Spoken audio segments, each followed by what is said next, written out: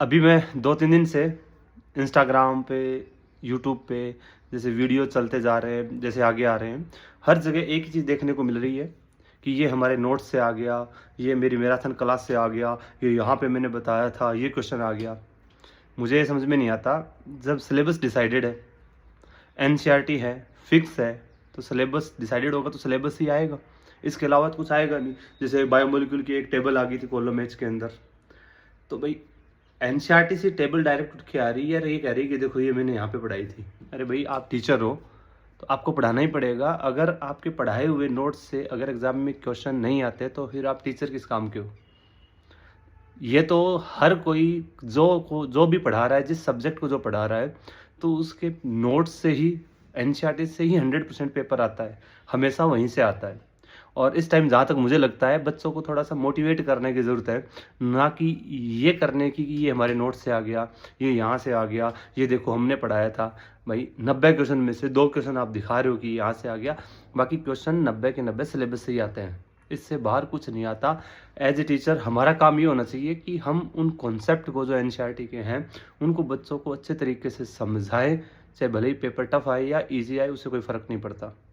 हमारा काम होना चाहिए उन चीज़ों को एक्सप्लेन करना, उन चीज़ों को समझाना, ताकि बच्चा उसको उस चीज़ों को समझ के अच्छे से पढ़े तो उसको वो चीज़ समझ में आए। क्योंकि एनसीईआरटी की लाइनें, एनसीईआरटी ऐसी ही होती है, जब भी अपन बार बार पढ़ते हैं तो हमेशा हर बार उसके अंदर हमें कोई ना कोई नई चीज़ मिलती है। आज जैसे हम भी इतने सालों से पढ़ा रहे हैं, तो हमेशा आज भी जब भी एनसीईआरटी को रीड करते हैं, पढ़ते हैं, तो हर बार, या कोई बच्चा हमारे सामने लेके आता है एनसीईआरटी को, तो हर बार कोई ना कोई नई चीज़ हमारे सामने निकल के आती है कि अच्छा ये लाइन भी थी, ये वर्ड भी था।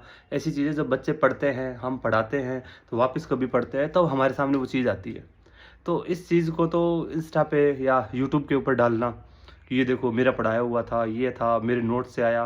भाई आप नोट्स अगर बनवा रहे हो तो एनसीईआरटी से तो बनवा रहे हो, या कुछ हो सकता है कुछ बड़े साइंटिस्ट लेवल के टीचर हो, तो वो बात अलग है कि आपके नोट्स से एनसीईआरटी इंस्पायर्ड हुई हो, तो हो सकता है एनसीईआरटी ने आपके नोट्स को देख के एनसीईआरटी को लिखा गया हो।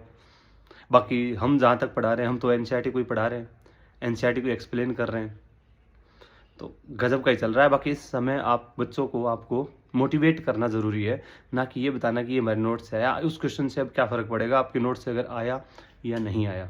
ये सब सोशल मीडिया की मार्केटिंग चल रही है। बाकी आप बच्चे रिजल्ट का इंतज़ार करते रहें। बार बार कट ऑफ के बारे में पूछने से क्या मतलब निकलेगा।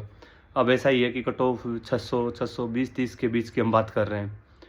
अब एग्जैक्ट तो किसी को नहीं पता, वो तो जब रिजल्ट आएगा, रैंक आएगी, एग्जैक्ट तभी पता चलेगा। उससे पहले अब बस ऐसा है कि अगर आपने मेरे को बच्चे मेरे को पूछेंगे कि सर इतने नंबर आ गए, तो मैं बोल दूंगा कि हाँ भाई तेरा सिलेक्शन हो जाएगा, तो वो खुश हो गया। और बाई चांस उसने किसी दूसरे टीचर को पूछा तो उन्होंने बोलिया कि कट ऑफ 640 जाएगी, नंबर अगर किसी बच्चे 622 है, तो वो टेंशन में आ जाएगा कि यार मेरा होगा कि नहीं होगा। तो ये चीज़ है, हिम्मत करके थोड़ा सा आप इंतज़ार कर ले रिजल्ट का, सब कुछ आपके सामने आने वाला है। तो हमें प्रिडिक्ट करने की ज़रूरत ही नहीं है, कोई 5-10 साल थोड़े लगने वाले रिजल्ट के अंदर, सिर्फ 1 महीना, और 1 महीना भी मैक्सिमम है। जैसे अब की बार आंसर कितना जल्दी आई है, तो रिजल्ट भी हो सकता है थोड़ा और फास्ट आए और जल्दी आए। तो आप रिजल्ट का ही वेट करें, आराम से थोड़ा शांत रहे, सब कुछ होगा। और बाकी जो जो वन शॉट मैराथन और ये लेक्चर से, मेरे नोट्स से आ गए, ये आ गए, वो आ गए, ये चीज़ें बच्चों को मिसगाइड कर रही है। इन चीज़ों से थोड़ा बच्चे भी दूर रहे। बाकी बच्चे समझदार होते हैं, उनको पता ही है कि एक टीचर का काम होता है पढ़ाना, और वो अच्छे से पढ़ाए, वो सबसे बड़ी बात है। ठीक है, बाय बाय, टाटा।